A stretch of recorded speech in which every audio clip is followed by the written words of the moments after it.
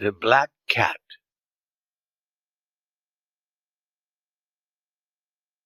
Tomorrow I die.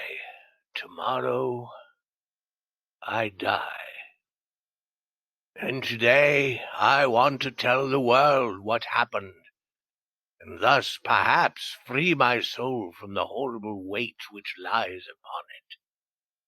But listen. Listen, and you shall hear how I have been destroyed. When I was a child, I had a natural goodness of soul which led me to love animals, all kinds of animals, but especially those animals we call pets, animals which have learned to live with men and share their homes with them. There is something in the love of these animals which speaks directly to the heart of the man who has learned from experience how uncertain and changeable is the love of other men. I was quite young when I married. You will understand the joy I felt to find that my wife shared with me my love for animals. Quickly she got for us several pets of the most likable kind. We had birds, some goldfish, a fine dog, and a cat. The cat was a beautiful animal, of unusually large size and entirely black. I named the cat Pluto, and it was the pet I liked best. I alone fed it, and it followed me all around the house. It was even with difficulty that I stopped it from following me through the streets.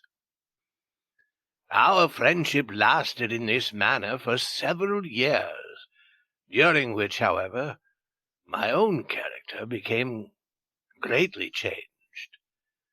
I began to drink too much wine and other strong drinks. As the days passed, I became less loving in my manner. I became quick to anger. I forgot how to smile and laugh. My wife, yes, and my pets too, all except the cat, were made to feel the change in my character. One night I came home quite late from the inn where I now spent more and more time drinking. Walking with uncertain step, I made my way with effort into the house. As I entered, I saw, or thought I saw, that Pluto the cat was trying to stay out of my way, to avoid me. This action by an animal which I had thought still loved me made me angry beyond reason.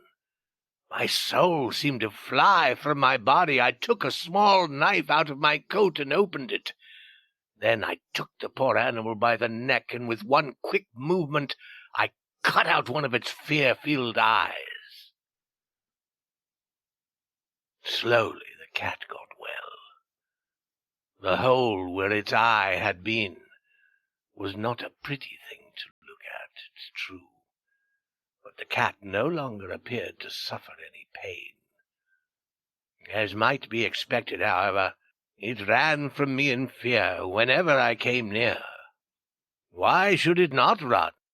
Yet this did not fail to anger me. I felt growing inside myself a new feeling. Who has not 100 times found himself doing wrong, some evil thing, for no other reason than because he knows he should not? Are not we humans at all times pushed, ever driven in some unknown way, to break the law just because we understand it to be the law? One day, in cold blood, I tied a strong rope around the cat's neck, and taking it down to the cellar under the house, I hung it from one of the wood beams above my head. I hung it there until it was dead. I hung it there with tears in my eyes. I hung it there because I knew it had loved me, because I felt it had given me no reason to hurt it, because I knew that my doing so was a wrong so great, a sin so deadly, that it would place my soul forever outside the reach of the love of God. That same night, as I lay sleeping, I heard through my open window the cries of our neighbors. I jumped from my bed and found that the entire house was filled with fire. It was only with great difficulty that my wife and I escaped. And when we were out of the house, all we could do was stand and watch it burn to the ground. I thought of the cat as I watched it burn, the cat whose dead body I had left hanging in the cellar. It seemed almost that the cat had, in some mysterious way, caused the house to burn, so that it could make me pay for my evil act, so that it could take revenge upon me. Months went by, and I could not drive the thought of the cat out of my mind. One night I sat in the inn drinking as usual.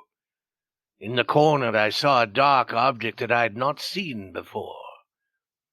I went over to see what it could be.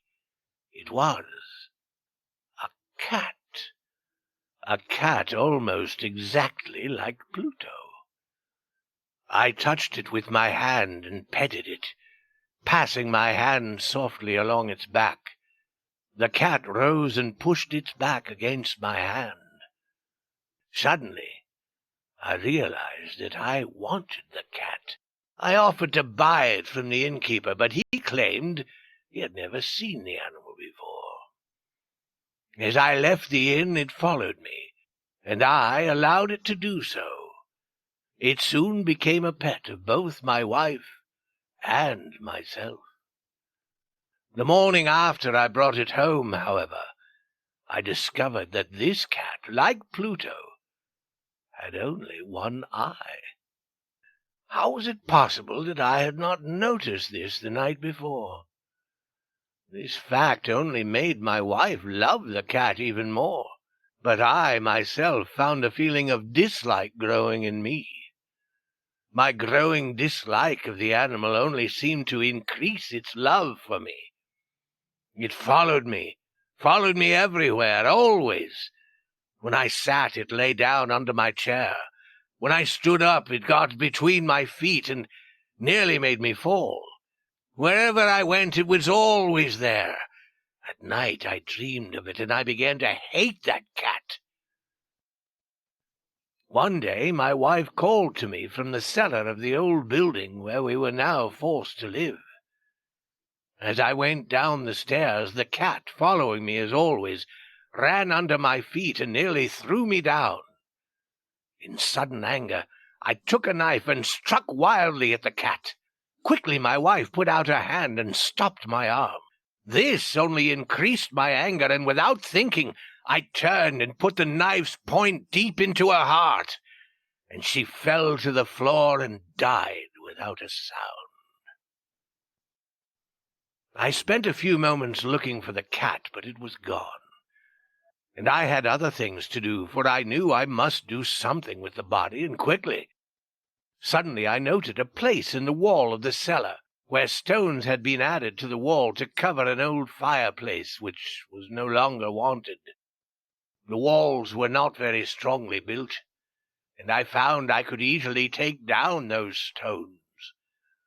Behind them there was, as I knew there must be, a hole just big enough to hold the body. With much effort, I put the body in and carefully put the stones back in their place. I was pleased to see that it was quite impossible for anyone to know that a single stone had been moved. Days passed. Still there was no cat. A few people came and asked about my wife, but I answered them easily. Then one day several officers of the police came. Certain that they would find nothing, I asked them in and went with them as they searched. Finally they searched the cellar from end to end. I watched them quietly, and as I expected, they noticed nothing. But as they started up the stairs again, I felt myself driven by some unknown inner force to let them know, to make them know, that I had won the battle. "The walls of this building," I said, "are very strongly built. It is a fine old house." And as I spoke, I struck with my stick the very place in the wall behind which was the body of my wife. Immediately I felt a cold feeling up and down my back as we heard coming out of the wall itself a horrible cry. For one short moment the officers stood looking at each other. Then quickly they began to pick at the stones, and in a short time they saw before them the body of my wife, black with dried blood and smelling of decay. On the body's head, its one eye filled with fire, its wide open mouth the color of blood, sat the cat, crying out its revenge.